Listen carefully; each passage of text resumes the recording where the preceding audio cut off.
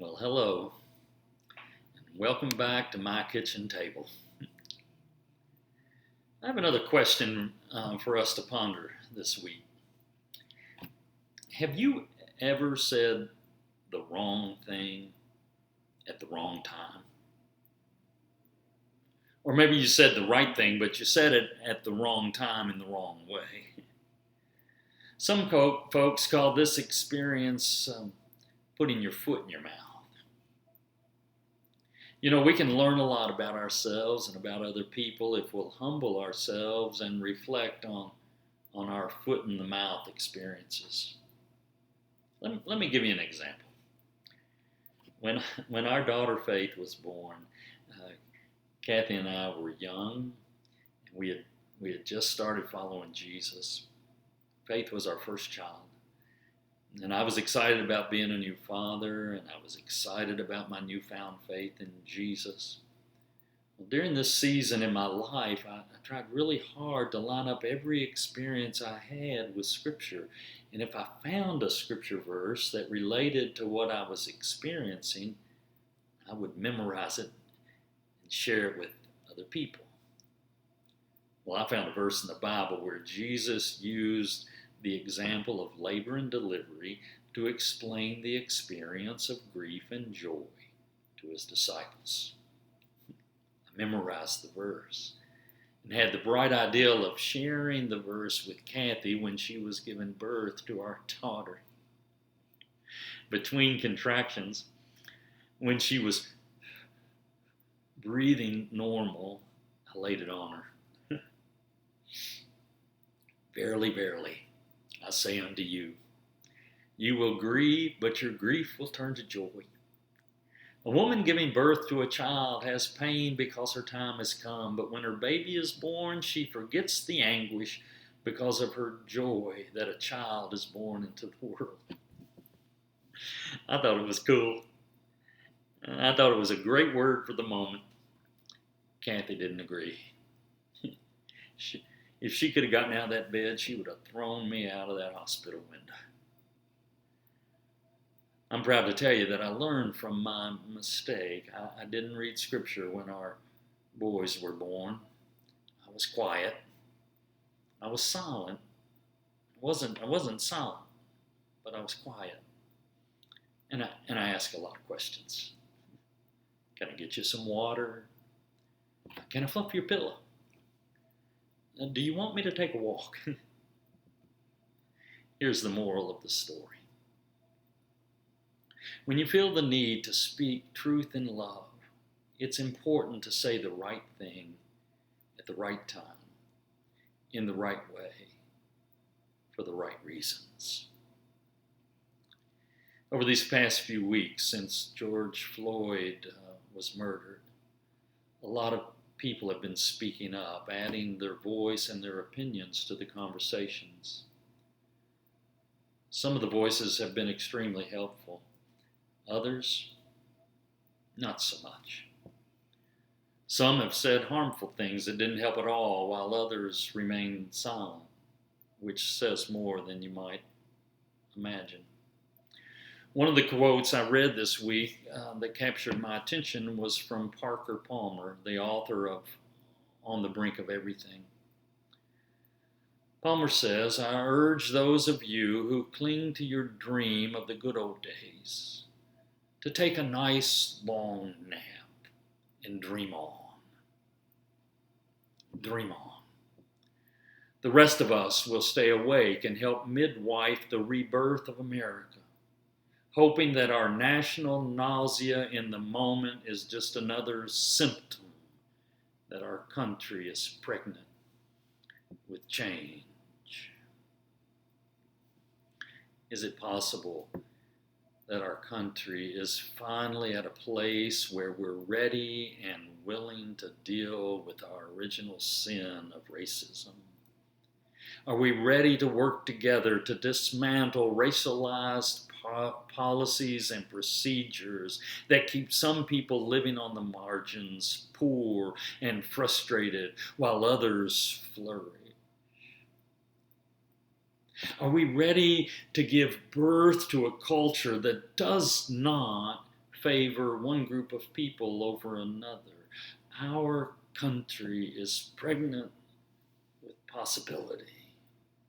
This is a mountain-moving moment. I've said it before, and I'll say it again.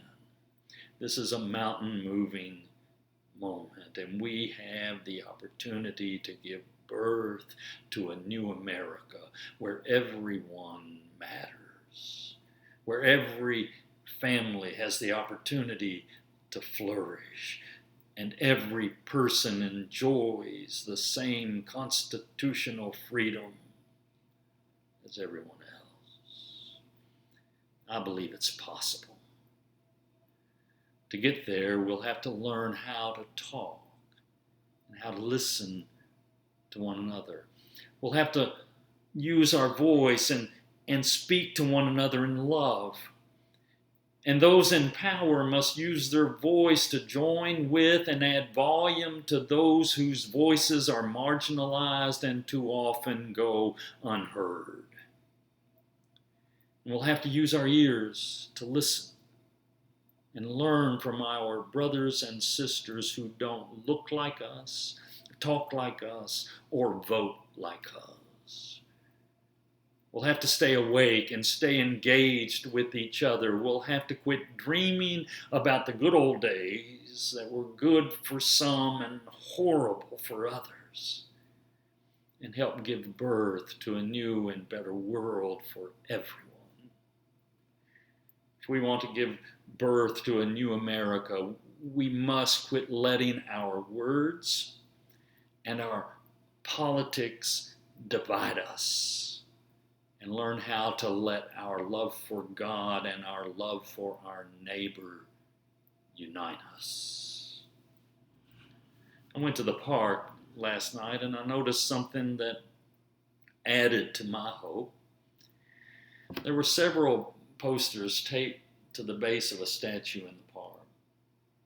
And on the posters were the names of every city across America that is joining the movement with some form of protest or demonstration. I counted 568 cities. 568 cities across the United States of America adding their voice to the movement. There were 2 more posters with the names of 89 cities around the globe. People on the other side of the world are standing in solidarity with our black brothers and sisters, calling for a dramatic change in our criminal justice system. This is a revolution. People care. People of every color, including white people, are listening, and they're using their voice to say, we can do better. I want to ask my white brothers and sisters a personal question. Do you find yourself wanting to speak out about the problem of racism, but you're afraid to say anything? Afraid you might put your foot in your mouth. You don't want to say the wrong thing in the wrong way, so you don't say anything. If the answer is yes, you're experiencing what we call white fragility. It's important that white folks add their voice to this revolution. So if you're experiencing white fragility, I'm going to share a few suggestions of how you can add your voice to the cause in helpful ways. First, ask questions. Don't come with the answers. Ask questions. Have you ever noticed how often Jesus entered into conversations with a question? What do you want me to do for you? Do you want to be healed? What are you talking about as you walk along the road? He asked questions, and then he listened to people as they shared their hopes and dreams before he added his power and his voice to help create solutions for the problems. Ask questions. Read up. Ask questions and read up. Get informed. A little reading about systemic racism will help you learn what is helpful to say and what is not helpful. Here's some examples. When someone says, Black life matters, and you say, all life matters, it's not helpful. It might be true that all life matters, but it's not helpful. It's like telling a pregnant woman that all women grieve when they're in labor. But joy will come in the morning. It's true, but it's not helpful. Saying things like, I don't see color. It's not helpful. It says you're invisible to me. I don't see your culture. I don't see your unique life experience, nor do I see your struggle. Saying, I'm not a racist. I have a black friend. It's not helpful. And it's beside the point. This is not about you.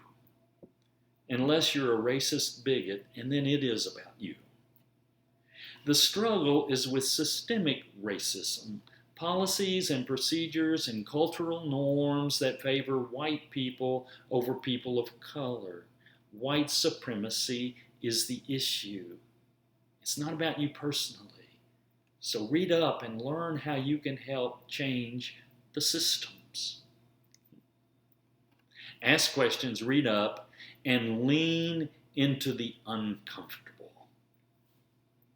These are difficult conversations, but it is far past time to have them.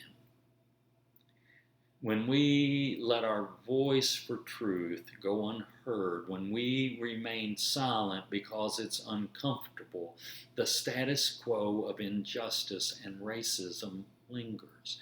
Go ahead, get the guts, and speak the truth, even if it makes your voice shake.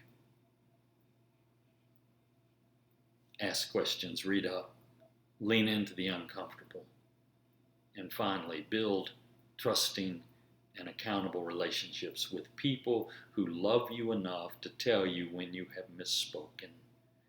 Build friendships with people of color who will help you find your voice. Be humble enough to learn from them and stand corrected. And above all, keep your eye on Jesus. Live and love like him. Stay awake. Stay in the struggle. Use your voice. Use your ears. We are grieving in the moment. May we turn our grief into pains of childbirth. Joy will come in the morning if we work together and give birth to a new and better America.